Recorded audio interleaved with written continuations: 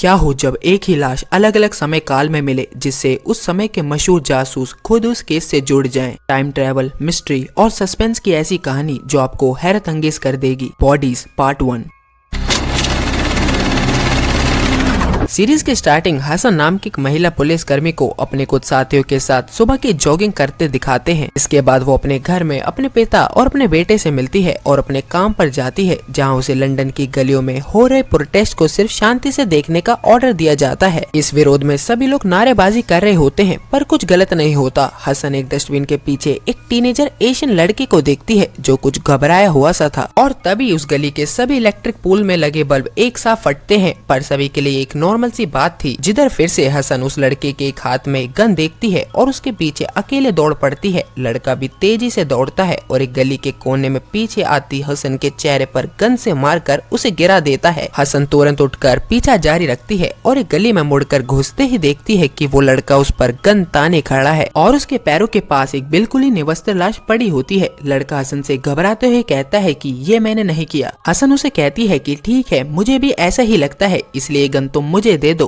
पर लड़का वहाँ से भाग जाता है। यहाँ हसन लाश को गौर से देखती है। इस लाश के एक हाथ में टैटू बना था। ये एक आदमी की लाश थी और उसकी आंखों में गोली लगी थी। हसन वॉकी टॉकी पर अपनी टीम को बताती है कि उसे एक लाश लॉन्ग हार्वेस्ट लेन में मिली है और सस्पेक्ट भाग गया है। हमें दिखाया जाता है कि ये साल 2023 चल रहा है। अब कहानी यहाँ से पीछे की दिखाई जाती है, सन 1941 की। इस वक्त हिटलर यानी जर्मन का हमला जारी होता है। पुलिस डिटेक्टिव चार्ली व्हाइटमैन अपने सीनियर ऑफिसर्स के कैबिन में एक मीटिंग के लिए मिलता है। वहाँ इंस्पेक्टर फेरल को देखकर चार्ली अपने सीनियर को देखता है। सीनियर ऑफिसर उसे कहता है ये भी मीटिंग का एक हिस्सा है। जिधर फेरल और चार्ली की बातों से साफ जाहिर होता है कि वो एक दूसरे को पसंद नहीं करते हैं। ये मीटिंग थी डिपार्टमेंट में एक मुखबिर के होने और उसे पकड़ने के बारे में। जिधर मीटिंग के बाद चार्ली नीचे जाता है, जहाँ सभी पुलिस वाले अपना अपना काम कर रहे थे कि तभी चार्ली के लिए एक फोन आता है। फोन ऑपरेटर चार्ली को फोन देती है। ये एक महिला का फोन था। उसकी आवाज सुनते ही चार्ली महिला फोन ऑपरेटर को एक कप चाय लाने के लिए भेज देता है। फोन करने वाली महिला कहती है कि तुम्हारे लिए एक काली गाड़ी छोड़ दी गई है, 10:15 बजे लॉन्ग हार्वेस्ट लेन पहुंच जाना। वहां तुम्हें एक लाश मिलेगी, उसे लेकर तुम रॉयल एल्बर्ट डॉक चले जाना और लाश को वहीं छोड़ देना। चार्ली कहता है कि अभी माहौल गर्म है, वो ये नहीं कर सकता। कि तभी महिला कहती है इसलिए तो तुम्हारी जेब भी हम गर्म रखते हैं। महिला चार्ली से कहती है कि तुम खास हो। बात खत्म होती है कि तभी ऑफिस के बहुत सारे बल्ब चमकते हैं और एक दो फट जाते हैं। उसी रात चार्ली तेज बारिश में उसी काली गाड़ी को लेकर लॉन्गर वेस्ट लेन पहुंचता है, जहां बिल्कुल उसी स्थिति में उसी शख्स की लाश मिलती है। सेम टैटू उसी कलाई पर, बिल्कुल निर्वस्त्र, आंख में लगी गोली, सेम गली। पर समय होता है 1941 का।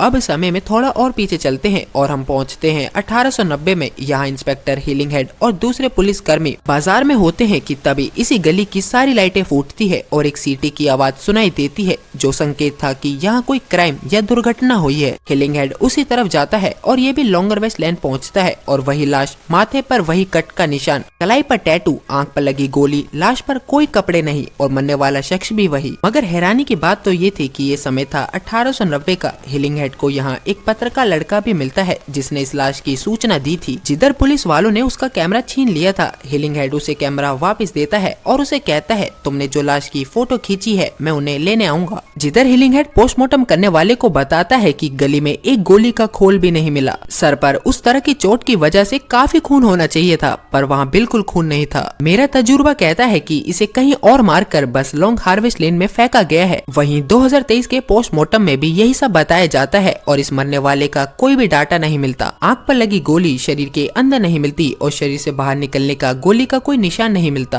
2023 में ये सब बॉडी को स्कैन करके पता चल गया था कि 1890 में ये सब बॉडी की खोपड़ी खोलकर पता करी थी, पर रिपोर्ट सेम थी। इधर 1941 में चार्ली लाश के पास होता। बिजली कड़कती है। उसे गली में एक छोटी लड़की दिखाई देती है। कड़कती बिजली की रोशनी में लड़की का चेहरा दिखाई देता है। लड़की भाग जाती है, जिसके बाद चार्ली लाश गाड़ी की डिग्गी में रखता है और चल देता है। कुछ देर जाने के बाद पुलिस का चार्ली का पीछा करने लगती है। इधर जर्मन का हवाई हमला भी शुरू हो जाता है। चार्ली अपनी गाड़ी रोक देता है और पुलिस कार से इंस्पेक्टर फेरल निकलता है और डिग्गी की चाबी मांगता है। बात मान वो डिग्गी खोलने ही वाला होता है कि तभी एक जर्मन बम पास ही गिरता है और सब तहस नहस। इसके कुछ देर बाद चार्ली को होश आता आता है तो वो शीशा तोड़कर बाहर निकलकर देखता है तो फेरल बॉम्ब की वजह से मारा जा चुका था। चार्ली वहाँ से निकल जाता है। इधर 2023 में सहारा हसन अपने पिता के बर्थडे पर पहुंचती है, पर हसन का सीनियर ऑफिसर वहां आ जाता है और उसे उस गन वाली लड़के की बहन से बात करने के लिए मनाता है कि वो उसकी बहन का भरोसा जीते और उस लड़के के बारे में पता करे कि वो इस समय कहाँ है। बॉस की बात मान हसन उस लेडी को भरोसा दिलाती है और उसे अपना नंबर भी देकर कहती है कि मैं तुम्हारे भाई को कुछ नहीं होने दूंगी, अगर वो मुझसे बात करना चाहता है तो इस नंबर पर कर ले। पार्टी में वापस आते समय हसन एक लड़के को देखती है जो उसे ही देखे जा रहा था। इधर 1890 में हीलिंग हेड उस पत्रकार के घर पहुंचता है लाश की फोटो लेने, जिधर पत्रकार उसे एक ऐसी फोटो दिखाता है जिसमें एक और शख्स की परछाई दिखाई दे रही थी। पत्रकार बताता है जब मैं लाश के पास अकेला था और ये फोटो खींच रहा था तब ये शख्स भी वहाँ मौजूद था, पर मैंने इसे नहीं देखा और पुलिस के वहाँ पहुँचने से पहले ये चला गया होगा। हीलिंग हेड पत्रकार से पूछता है तुम वहाँ क्या कर रहे थे, मुझे सबूत दो कि तुम मर्डर के समय वहाँ नहीं थे। पत्रकार उसे कुछ फोटोज दिखाता है जिसमें वो एक अन्य व्यक्ति के साथ असामाजिक स्थिति में था, जिससे पता चलता है कि पत्रकार एक गे है। हीलिंग इस बात पर उसे गिरफ्तार कर लेता है और पत्रकार से कहता है कि इस शख्स को बयान देना होगा कि तुम उस रात इसके साथ ही थे। जिधर समय दोबारा बीतकर 1941 का दिखाया जाता है, जिधर चार्ली सुबह अपनी कार से उसी जगह पहुंचता है जहां बॉम्ब से फेरल की मौत हुई थी। कार से निकलते ही चार्ली जेब में अपना लाइटर ढूंढता है जो उसे नहीं मिलता। वो समझ जाता है कि लाइटर उसी कार में गिर गया है जिसकी डिग्गी में लाश है। आगे चार्ली अपने ऑफिसर से पूछता है कि क्या कोई चश्मदीद है। ऑफिसर कहता है ये तो तुम बताओगे। इसमें चार्ली कुछ घबराता है और ऑफिसर से कहता है क्योंकि इस केस के इंचार्ज अब तुम हो। चार्ली पूछता है कि कार को किसी ने अंदर से देखा क्या। ऑफिसर मना करता है। आगे चार्ली कार को खोलता है और सीट के नीचे पड़े अपने लाइटर को उठा लेता है और बाहर निकलकर डिग्गी खोलने लगता है। वो ऑफिसर को निर्वस्त्र लाश भी दिखाता है। आगे चार्ली पुलिस स्टेशन में सभी पुलिस कर्मियों को एक छोटा सा भाषण देता है कि फेरल जैसे भी थे तो हम में से एक ही, कोई भी उस निर्वस्त्र लाश की वजह से उन पर कीचड़ नहीं उछालेगा। कि तभी उस लेडी का फोन चार्ली के लिए आता है। लेडी कहती है मुझे सिर्फ लाश चाहिए थी, लाश की जांच नहीं, जल्दी से इस केस के सारे पेपर नष्ट कर दो और जो काम तुम्हें दिया था उसे पूरा करो वरना अंजाम भुगतना पड़ेगा। इधर प्रेजेंट टाइम 2023 में हसन को गन वाला लड़का फोन करता है और तुरंत एक मॉल के कैफे में मिलने बुलाता है। हसन ने अपना फोन टैप करवा रखा था, इसलिए उसकी पूरी टीम को पता चल जाता है कि हसन कैफे पहुंच चुकी है। वहां पहुंचते ही वो लड़के से गन मांगती है और लड़के को समझाती है कि वो उसकी पूरी मदद करेगी और लड़के को बताती है कि कुछ सेकंड्स के बाद पुलिस इस जगह को पूरा घेर लेगी। लड़का कुछ नहीं समझता, वो पूरा घबराया हुआ था। पुलिस वालों के आते ही वो खुद को गोली मार लेता है, पर गोली मारने से पहले वो हसन को कहता है कि जान लो तुम खास हो। इधर 1890 में पत्रकार हीलिंग हेड से कहता है कि तुम खूनी को खोजने में अपना वक्त लगाओ, ना कि मेरे बारे में पता करने पर। जाओ अपने कमिश्नर से कह दो कि उस रात में जिस शख्स के साथ था वो उन्हीं का ही शादीशुदा बेटा है और अब वही आकर मेरी बेगुनाही का बयान देगा। हीलिंग हेड उन सभी फोटोज को अपने कमिश्नर को दिखाता है। कमिश्नर अपने बेटे और पत्रकार की फोटो देखकर तो हंसता है, पर उस फोटो को देखकर गंभीर हो जाता है, जिस फोटो में लाश के पास एक अनजान शख्स की छवि आई थी। हीलिंग हेड कमिश्नर के चेहरे को देख समझ जाता है कि ये शख्स जरूर से कमिश्नर का खास है। अब हीलिंग हेड जिद करता है कि कमिश्नर उसे बता दे कि ये कौन है, वरना वो ये बात ऊपर तक ले जाएगा। कमिश्नर हीलिंग हेड से कहता है अगर जिंदगी प्यारी है तो इसे अभी जला दो, इससे ज्यादा मैं तुम्हें कुछ नहीं समझा सकता। इधर 2023 प्रेजेंट टाइम में हसन और उसकी सहकर्मी एक बार में होती है जहां पुलिस वालों की पुरानी तस्वीरें लगी होती हैं और उन फोटोज में हीलिंग हेड की फोटो दिखाई जाती है। हसन अपने सहकर्मी से उस लड़के के पास से मिली गन की रिपोर्ट के बारे में पूछती है। सहकर्मी उसे बताती है कि उस लड़की की गन से मर्डर नहीं हुआ। हसन कहती है मुझे पता था ये लड़का निर्दोष है। तभी हसन को कुछ याद आता है और वो पुलिस स्टेशन में जाकर उस दिन कैफे की सीसीटीवी फुटेज देखती है और अपने सहकर्मी को बताती है कि उस दिन टेबल पर 2 कॉफी के गिलास थे, यानी कि मेरे वहां पहुंचने से पहले वो लड़का किसी और से भी मिला था। सीसीटीवी फुटेज में वो शख्स वही लड़का होता है जो हसन के पिता के बर्थडे वाले दिन हसन को देखे जा रहा था। हसन, चार्ली और हीलिंग हेड तीनों को स्क्रीन में अलग अलग टाइम जोन पर दिखाया जाता है और टाइम इस बार आगे बढ़ता है, यानी कि 2023 से भी आगे 2053 में एक लेडी अपनी कार से कहीं जा रही होती है कि तभी सड़क की सारी लाइटें इलेक्ट्रिक एरर्स की वजह से फट जाती हैं। दीवार पर चल रही स्क्रीन भी बंद हो जाती है, कार भी बंद हो जाती है। लेडी कार से बाहर निकलती है, कार अपने को रिबूट करने लगती है और कार कंप्यूटर लेडी से पूछता है आप ठीक हैं डिटेक्टिव नेपलवुड। वो कार से इस इलेक्ट्रिक एरर का सोर्स पूछती है। कार कंप्यूटर नेपल को बताता है कि ये खराबी लॉन्ग हार्वेस्ट लेन में हुई है, जिस पर डिटेक्टिव नेपल पैदल ही लॉन्ग हार्वेस्ट लेन जाती है। इस बार इस गली में जाने के प्रवेश पर एक गेट लगा था जो कि एक जंजीर से लॉक किया गया था। नेपल वहीं पड़े एक लोहे की रॉड से जंजीर को तोड़कर छोड़कर अंदर जाती है। पूरी गली ही कई और घास से ढकी होती है। देखने से साफ पता चल रहा था कि यहाँ कई सालों से कोई नहीं आया है। नेपल को ठीक उसी तरह वही लाश बिल्कुल उसी स्थिति में मिलती है। नेपल अपने कंट्रोल रूम में लाश मिलने की खबर देती है, पर इस बार ये लाश नहीं होती और ये शख्स जोरों से खांसता है। उसकी गोली लगी आंख से कुछ खून के बूंदे निकाल रही होती है। नेपल कंट्रोल रूम में दोबारा बताती है कि ये लाश नहीं है, ये जिंदा है। और इसी सस्पेंस के साथ पहला एपिसोड खत्म होता है।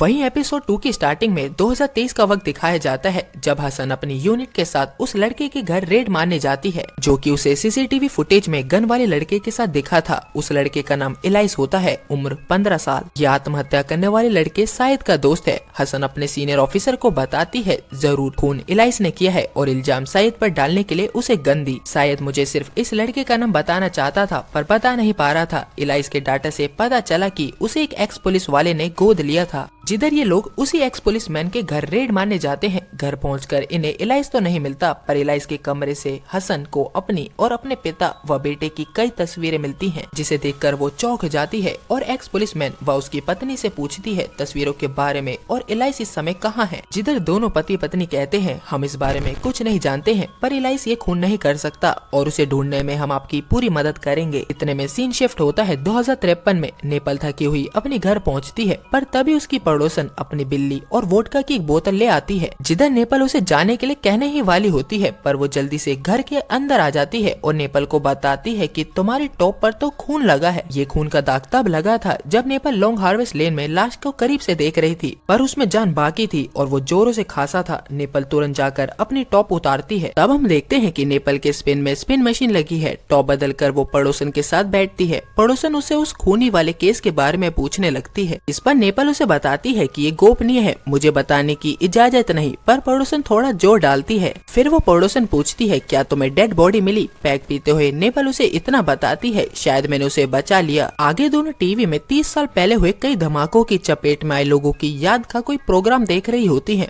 पड़ोसन नेपल से पूछती है क्या तुमने भी 30 साल पहले इन हादसों में किसी को खोया था। नेपल कहती है हाँ, अपने पिता को 30 साल पहले यानी 2023 में कई धमाके हुए थे और उनके मरने के बाद माँ भी मर गई। इधर से सीन शिफ्ट होता है 1890 में। हीलिंग हेड उस फोटो को लेंस में देख रहा होता है जिसमें कि एक अनजान व्यक्ति की छवि थी। तभी उसे चीफ इंस्पेक्टर अपने कैबिन में बुलाकर पूछते हैं कि तुमने उस लाश की पहचान करने के सभी जरिए इस्तेमाल कर लिए। जिधर हीलिंग हेड इस सवाल पर कमिश्नर की तरफ देखता है और चीफ इंस्पेक्टर से कह देता है हाँ, मैंने सभी तरीके इस्तेमाल कर लिए, पर कुछ पता नहीं चला। बाहर निकलकर कमिश्नर हीलिंग हेड से कहता है तुमने बिल्कुल ठीक कहा, इस बात पर शोर मचाने का कोई फायदा भी नहीं है। आगे हीलिंग हेड पुलिस स्टेशन से अपने घर पहुंचता है। वहाँ उसकी बेटी और पत्नी होती है। जिधर हीलिंग की वाइफ उससे पूछती है ये लाश वाला केस इतनी जल्दी रद्द हो गया क्या। वो कहता है हाँ ठीक ही तो है। और फिर हीलिंग हेड उस अनजान व्यक्ति वाली फोटो को आग की तरफ ले जाता है। नेक्स्ट सीन 1941 का होता है, जिधर डिटेक्टिव चार्ली एक अंधेरे कमरे में सिगार जलाता है कि इतने में एक आदमी कमरे की लाइट जलाता है और चार्ली को देखकर चौंकता है। ये आदमी एक छोटी बच्ची का बलात्कारी था जो अभी कुछ समय पहले ही जेल से छूट कर आया था। चार्ली उसकी तरफ एक गाड़ी का गियर हैंडल का नॉब फेंकता है। वो व्यक्ति उसे कैच कर लेता है और पूछता है ये क्या है। चार्ली कहता है ये गियर का नॉब है और उसके सर पर गोली मार देता है। गियर नॉब ले जाकर पुलिस डिपार्टमेंट में खड़ी उस कार जिसमें उसने लाश डिग्गी में रखी थी, उस कार के गियर नॉब खोलकर इस नॉब को लगा देता है। इसके बाद उस अनजान महिला का फोन चार्ली के पास आता है। चार्ली उसे बताता है गाड़ी में पुलिस को किसी और व्यक्ति के उंगलियों के निशान मिलेंगे और फाइलों को तो मैं दबा ही दूंगा, ये केस यहीं पर खत्म हो जाएगा। जिधर चार्ली महिला से कहता है तुम्हारी आवाज इतनी अच्छी है तो तुम्हारा चेहरा कैसा होगा, तो क्यों ना हम मिलते हैं। महिला फिर उससे कहती है साजन तुम खास हो। इधर 2023 में हसन अपने सहकर्मियों को एक मोटर होम का नंबर देती है और इस मोटर होम का पता लगाने को कहती है। एक पुलिस सहकर्मी हसन से पूछता है क्या तुम्हें इलाइस का वीडियो मिला। हसन हाँ में जवाब देती है। फिर वीडियो में वो रोज आने वाले अपने सपने के बारे में बता रहा होता है, जिसमें वो एक छोटे बच्चे को सर पर गोली मार रहा है और वो इसके लिए मजबूर है। वो उस बच्चे को मारते हुए बताना चाहता है कि वो बहुत खास है। इधर हसन अपने ऑफिसर से कहती है कि हमें इलाइस के माँ बाप से अलग अलग पूछताछ करनी चाहिए। इलाइस का पिता तो नहीं बताएगा, पर माँ कुछ बता सकती है। दोनों को पुलिस स्टेशन में अलग अलग रूम में बिठाकर पूछताछ शुरू होती है। वहीं 2053 में नेपलवुड अपने ऑफिसर से उस केस के बारे में पूछती है कि वो आदमी कौन है, आखिर क्यों मुझसे इस केस के बारे में कुछ नहीं पूछा जा रहा। ऑफिसर नेपल को समझाती है वो केस तुम्हारे पद के हिसाब से काफी ऊपर है, उस केस को दूसरे ऑफिसर सुलझा रहे हैं, तुम्हें जो काम दिया जाए तुम उस पर ध्यान दो। उस रात नेपल शहर के कुछ ऐसे हिस्से में जाती है जो कुछ पिछड़ा इलाका था। वहाँ एक बैनर था जिस पर 14 जुलाई 2023 के दिन मारे गए लोगों की याद में लगाया था। नेपाल वहाँ अपने कजन भाई से मिलती है और उसे अपने टॉप का वो टुकड़ा देती है जिस पर उसने वस्त्र आदमी का खून लगा था। उसका भाई उस कपड़े को डीएनए का मिलन करने वाली मशीन पर रखता है और कहता है देखते हैं पकड़े जाने तक इस आदमी के बारे में कितना जान पाते हैं।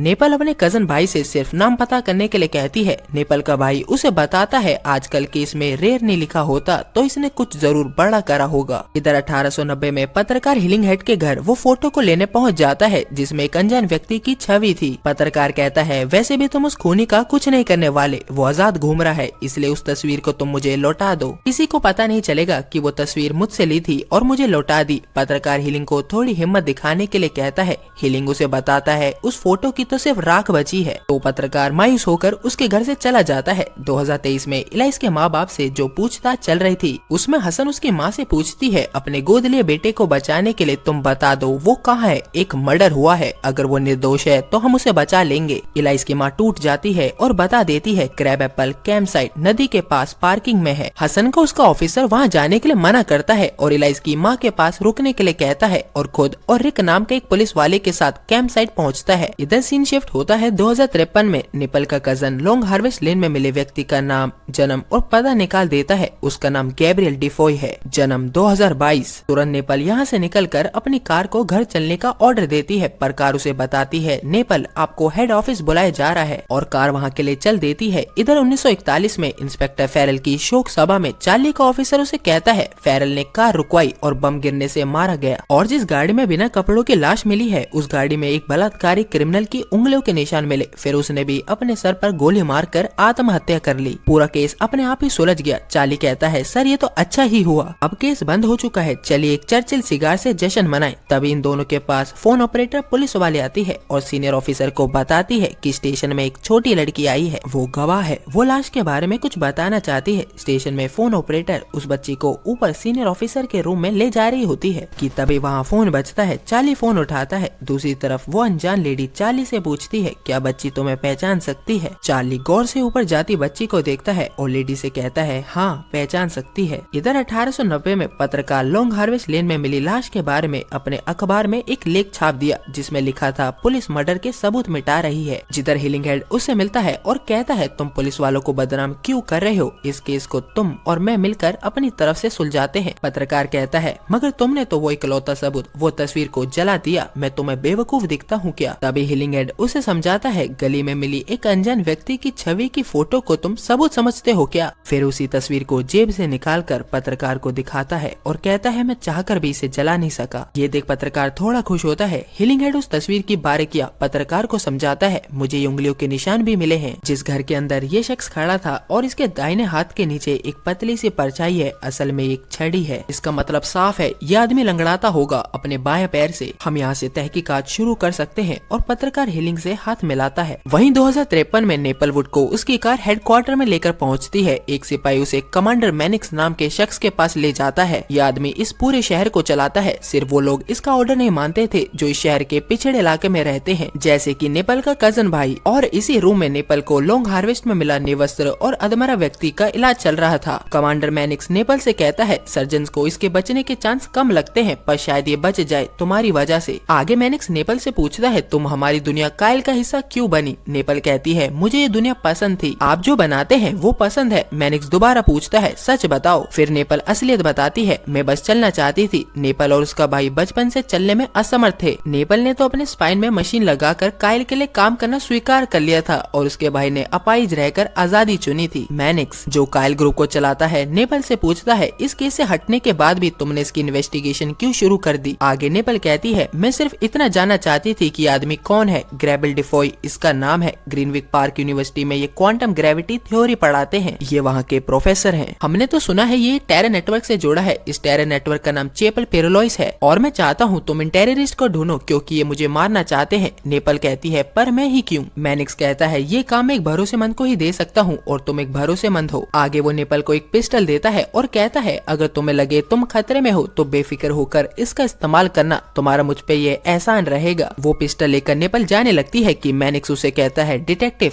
तुम बहुत खास हो। यहाँ 2023 में हसन इलाइस की माँ के पास पुलिस स्टेशन में बैठी होती है इन्वेस्टिगेशन रूम में, जिधर उसका सीनियर ऑफिसर और एक और सहकर्मी इलाइस की माँ की बताई जगह पर जाते हैं जहाँ वो होम वैन खड़ी होती है। दोनों पुलिस वाले अपनी गन निकालकर वैन के अंदर जाते हैं। वैन में इलाइस नहीं होता। तभी वैन में एक आदमी घुसता है। सीनियर ऑफिसर पूछता है तुम कौन हो? वो आदमी कहता है मैं यहाँ का मैनेजर हूँ। सीनियर उसे बाहर ले जाता है। इधर पुलिस स्टेशन में इलाइस की माँ हसन से कहती है मुझे और मेरे पति को उन्होंने कहा था कि तुम हमारे पास जरूर आओगी। हसन कहती है किसने कहा था? पर वो हसन की बात ना सुनकर अपनी बात कहती रहती है कि मैं तुम्हारी शुक्रगुजार हूँ जो तुम मेरे बेटे इलाइस के लिए करने वाली हो, और मुझे तुम्हारे बेटे के लिए अफसोस है क्योंकि वो कुर्बान हो जाएगा। जाकर अपने बेटे को बता देना कि वो भी खास है। जिधर ये औरत अपने ही दांतों से अपनी ही जीभ काट कर टेबल पर थूक देती है। हसन अपने सीनियर को फोन करके बताती है कि ये औरत पागल हो गई है। हसन आगे कहती है कि तुम दोनों वैन में तो नहीं हो। सीनियर कहता है मैं तो नहीं, पर रिक वैन में ही है। हसन कहती है कि ये एक चाल है और हसन रिक को फोन करती है। घंटी बजते ही वो फोन उठाता है। हसन उसे वैन से बाहर निकलने के लिए कहती है। वो कुछ कर पाता कि धमाके में रिक वैन के साथ उड़ जाता है। इधर 2053 में नेपल ग्रीनविक पार्क यूनिवर्सिटी में पहुंचती है। वहाँ उससे प्रोफेसर ग्रेबियल, वही लॉन्ग हार्वेस्ट लेन वाला जो कि 1890, 1941, 2023 में मुर्दा और 2053 में मरने की हालत में मिला था, वो व्यक्ति तो बिल्कुल सही सलामत मिलता है। नेपल उसे देखते ही उस पर गन तान देती है और पूछती है क्या तुम्हारा कोई जुड़वा भाई भी है? गैब्रियल कहता है मेरा कोई जुड़वा नहीं है। नेपल कहती है मैं एक हत्या की कोशिश के लिए तुम्हें गिरफ्तार कर रही हूँ। गैब्रियल कहता है मगर किसकी हत्या का प्रयास? नेपल कहती है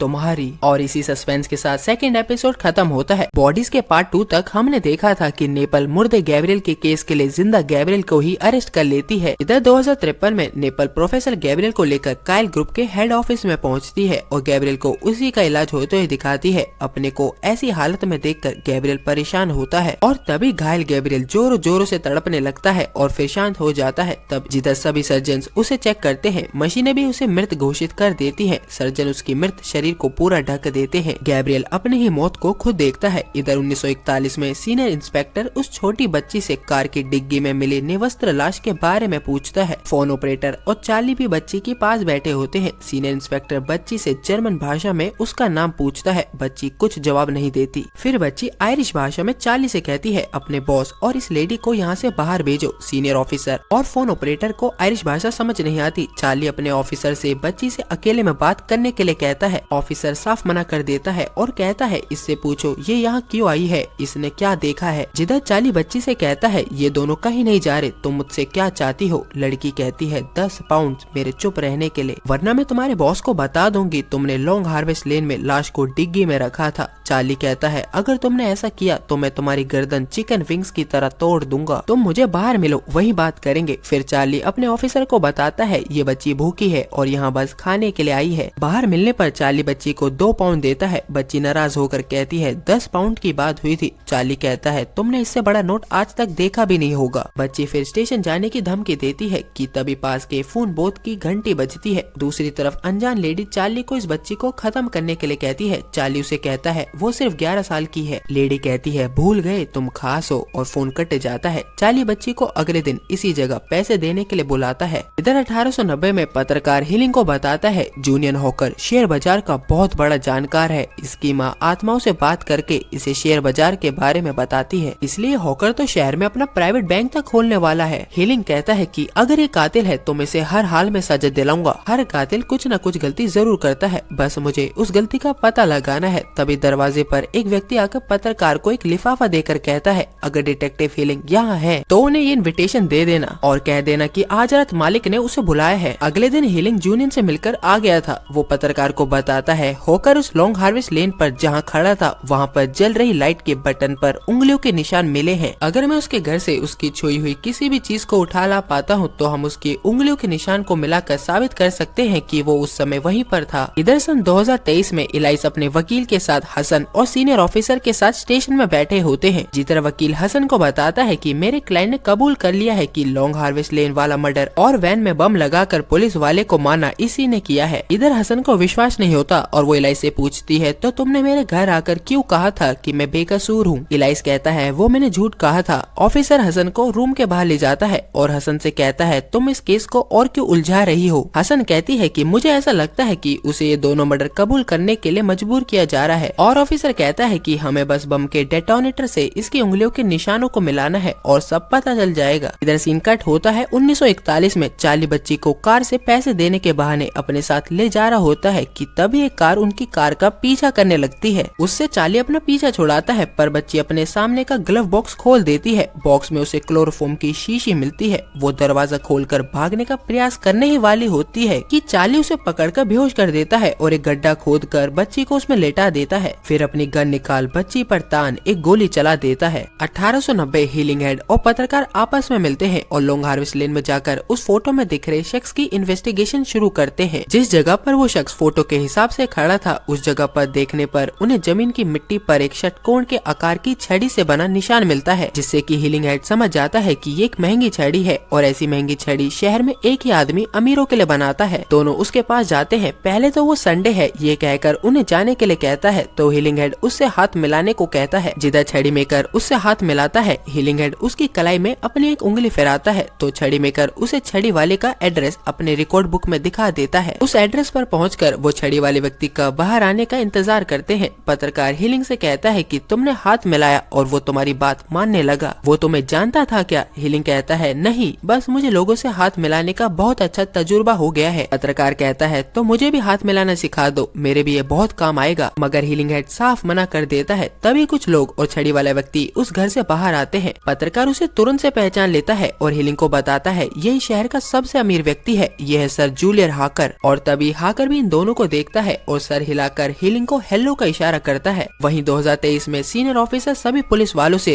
रिक के कातिल इलाइस को पकड़कर सजा दिलाने के लिए कहता है। हसन भी ऑफिसर को बताती है इलाइस की माँ ने मेरे बेटे का भी नाम लिया था और कहा था उसे भी कुर्बान होना है। ऑफिसर कहता है कि 2 पुलिस वाले 24 घंटे तुम्हारे घर पर रहेंगे, तुम फिक्र मत करो, हम सब मिलकर इलाइस को पकड़ लेंगे। उसी रात को हसन अपने बेटे के साथ लेटी होती है और उसे कुछ आवाजें नीचे से सुनाई देती हैं। जब वो नीचे जाती है तो अचानक से इलाइस उसके सामने होता है और दोनों हाथ आगे करके हसन से कहता है मैंने कुछ नहीं किया, मेरी बात तो सुन लो। मगर हसन घबराकर उसे नीचे पटक देती है और दोनों पुलिस वाले उसे हथकड़ी पहनाकर स्टेशन ले जाते हैं। इधर 2023 में हसन अपने शक को, जो कि उसे लग रहा था कि इलाइस दबाव में है, हत्या का जुर्म कबूल कर रहा है, तो वो रूम में फिर जाकर इलाइस से कहती है अगर तुम्हें अपना वकील पसंद नहीं है तो हम उसे बदल सकते हैं। इस पर वकील चौंकता है। सीनियर ऑफिसर इलाइस से कहता है वकील बदलने का कोई कारण बताना होगा और इलाइस तुरंत कहता है मुझे यह वकील ठीक नहीं लग रहा और वकील को जाना पड़ता है। इलाइस तुरंत सामने पड़े कबूलनामे को फाड़ देता है। ऑफिसर कहता है बढ़िया चाल चली। यहाँ इलाइस ऑफिसर को बाहर जाने के लिए कहता है कि मैं हसन से बात करना चाहता हूँ। इलाइस अपने माँ बाप के बारे में कहता है वो बहुत कुछ जानते हैं, उन्होंने कहा कि तुम मेरी जिंदगी बदल दोगी। हसन कहती है इसलिए तुम मेरे बेटे को मारने आए थे। इलाइस कहता है कि ये उनकी हरकत थी, मेरी नहीं। तो तुम्हारे दोस्त शाहिद ताहिर ने अपनी जान क्यों ली जबकि वो मुझसे बात कर सकता था? तुम भी कर सकते हो, आखिर तुम इतना डर क्यों रहे हो? ये हसन कहती है। इधर 1890 में हीलिंग जूलियन हाकर के घर जाता है। वहाँ हाकर सीधे हीलिंग से पूछता है तुम मेरे पर उस कत्ल का शक तो नहीं कर रहे? हीलिंग कहता है अच्छा है तुम सीधे मुद्दे पर आ गए, इस बारे में बात कर लें।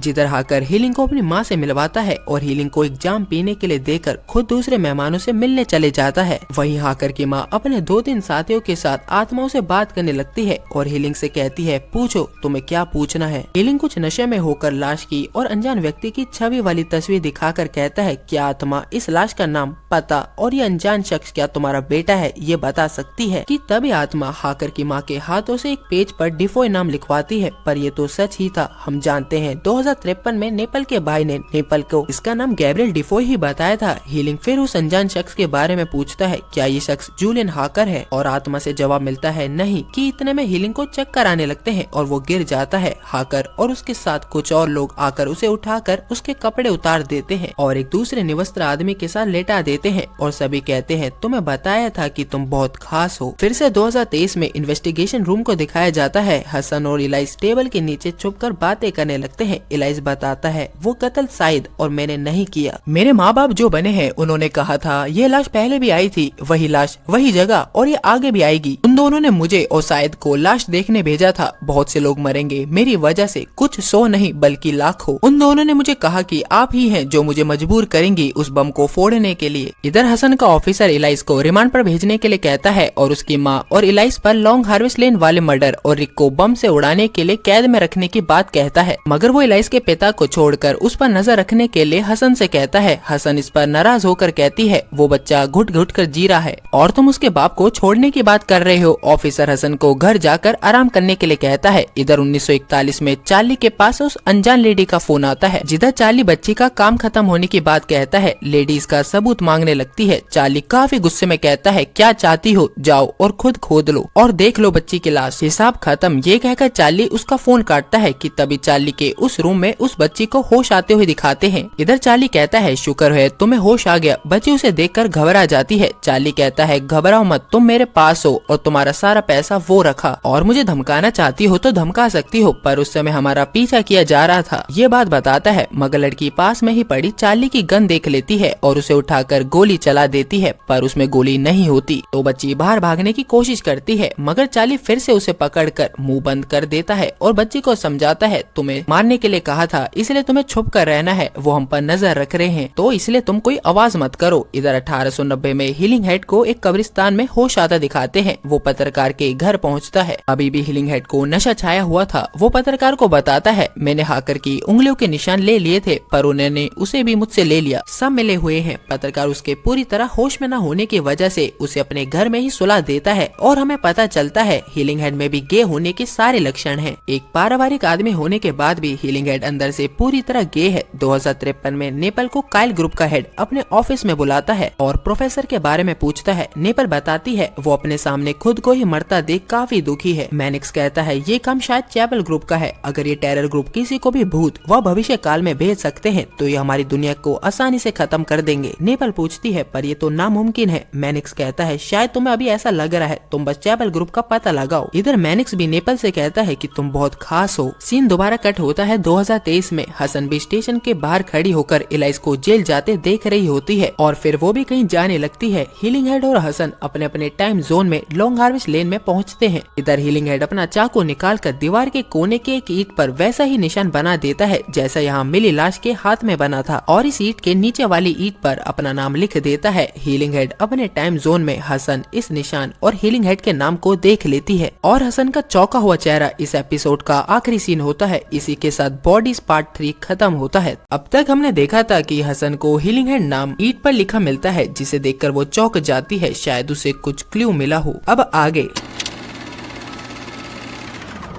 इधर हसन अपने ऑफिसर को लॉन्ग हार्वेस्ट लेन में ईंट पर बने लाश के हाथ वाले निशान और हीलिंग हेड नाम को दिखाती है। ऑफिसर रिसर्च टीम को ईंटों को चेक करने के लिए कहता है, जिधर इस टीम की मेंबर मैगी हसन को बताती है ये हीलिंग हेड एक पुलिस ऑफिसर था, डिटेक्टिव इंस्पेक्टर हीलिंग हेड। हसन को पता चलता है कि अगर ये हीलिंग हेड व्हाइट चैपल पुलिस स्टेशन में सर्विस कर चुके हैं और ये स्टेशन अभी भी है, तो वहाँ की फाइलों में इसके बारे में बहुत कुछ पता चल जाएगा। और हसन तुरंत रिकॉर्ड रूम में जाती है। वहाँ एक बूढ़े व्यक्ति जो कि इस रिकॉर्ड रूम का इंचार्ज है उससे पूछती है, मुझे 1890 की केस फाइल चाहिए। जिधर फाइल मिलने पर हसन चौंक जाती है, क्योंकि उस फाइल में अखबार की कुछ कटिंग्स थी जिसमें वही लाश की फोटो थी, हाथ पर वही निशान, माथे पर वही चोट का निशान, लाश पर कोई कपड़ा नहीं, वही जगह लॉन्ग हार्वेस्ट लेन। हसन कहती है, ऐसा कैसे हो सकता है, ये लाश तो 2023 में अभी इस लॉन्ग हार्वेस्ट लेन में मिली है। वो बूढ़ा भी इन तस्वीरों को देखता है तो उसे कुछ याद आता है और वो हसन को 1941 की चार्ली की फाइल दिखाता है। उस पर भी लाश की सेम फोटो होती है। वो बताता है कि ये इंस्पेक्टर चार्ली है और ये केस इनका आखिरी केस था। कि सीन चेंज होता है 1941 में। चार्ली को उसके पुलिस स्टेशन में दिखाया जाता है।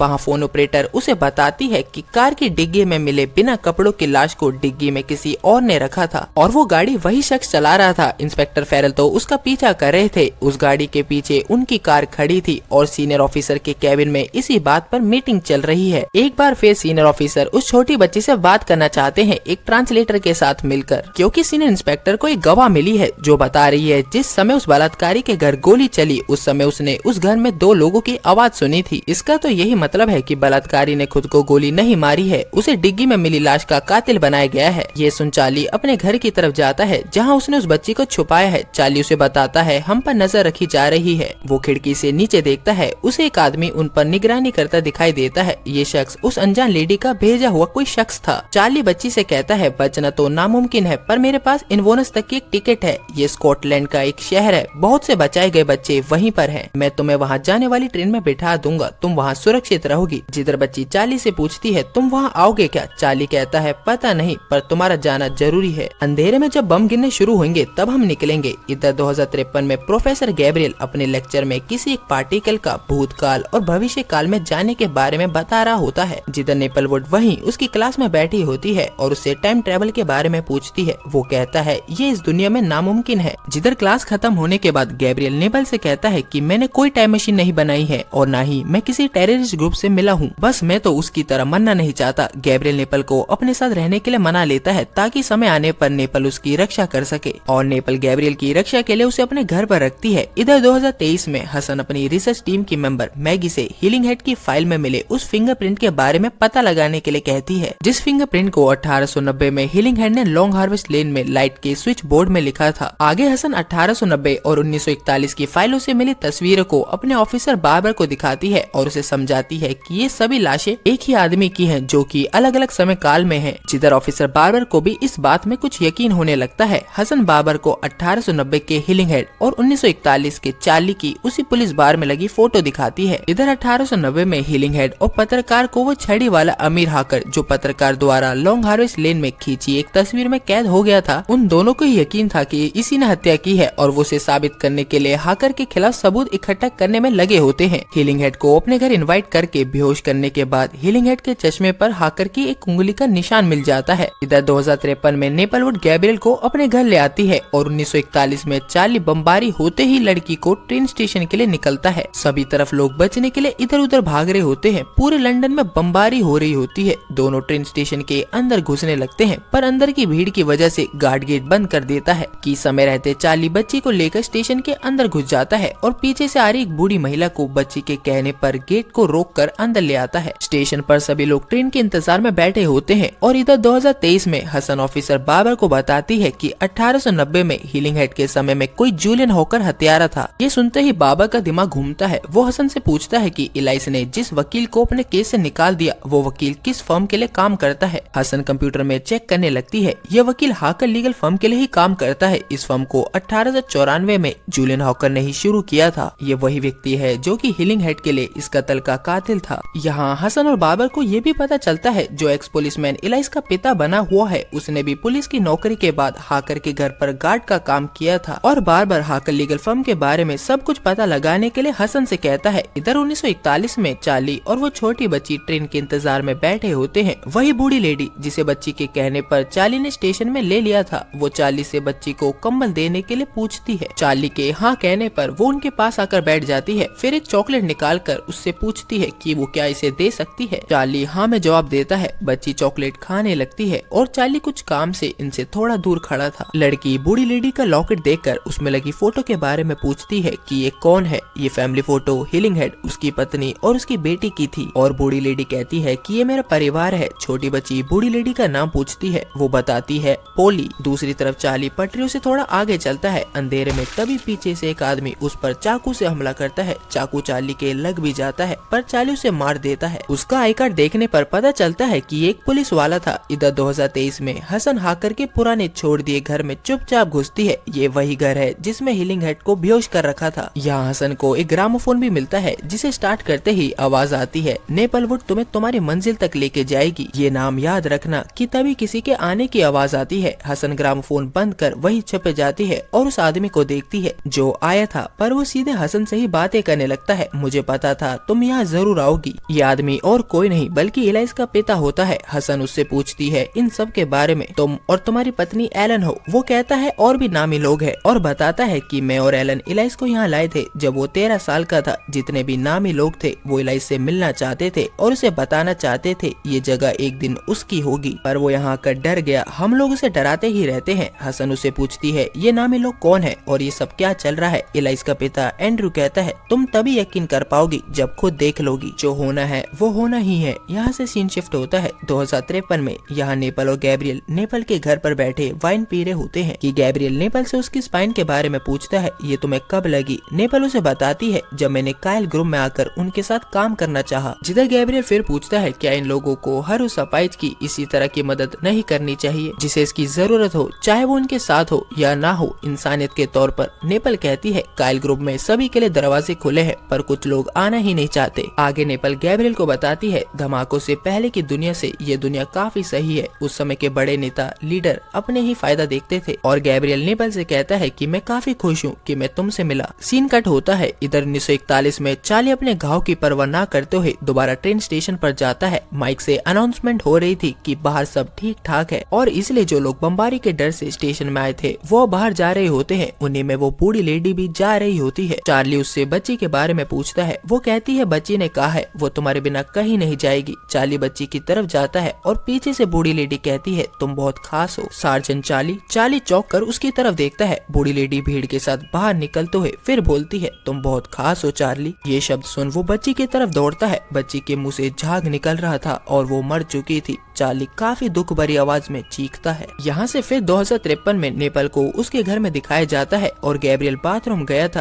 कि तभी नेपल की पड़ोसन आती है और अपनी बिल्ली के खिड़की से आने की बात कहकर अंदर आ जाती है और नेपल उसे जाने के लिए कहती है कि तभी मेन डोर की आवाज आती है। नेपल देखती है कि गैब्रियल भाग गया था। नेपल भागकर उसे पकड़ लेती है और उसे कहती है तुम्हें गिरफ्तार किया जाता है आतंकवादियों के साथ काम करने के लिए। पर तभी पीछे से नेपल की पड़ोसन नेपल को लेजर गन से बेहोश कर देती है और गैब्रियल से कहती है इसे चैपल ले चलो। चैपल एक आतंकवादी संगठन था। सीन शिफ्ट होता है 2023 में। इलाइस का पिता एंड्रयू हसन को एक तहखाने में ले जाता है और वहाँ उसे कई लाशें दिखाता है जो सभी लॉन्ग हार्वेस्ट लेन में मिली लाश की तरह थी। एंड्रयू बताता है कि हमारा परिवार हमेशा से हाकर परिवार के लिए काम करता है और इससे ये दुनिया बदल जाएगी। और हसन एंड्रयू से कहती है हम तुम्हारी मदद कर सकते हैं। मगर एंड्रयू हसन को ही पकड़ कर कहता है पर अभी तो तुम्हें मदद की जरूरत है और उसे वहीं तहखाने में बंद कर देता है। और इसी के साथ बॉडी पार्ट 4 खत्म होता है। वीडियो लंबी होने के कारण बाकी बचे एपिसोड दूसरी वीडियोस में आएंगे। थैंक्स।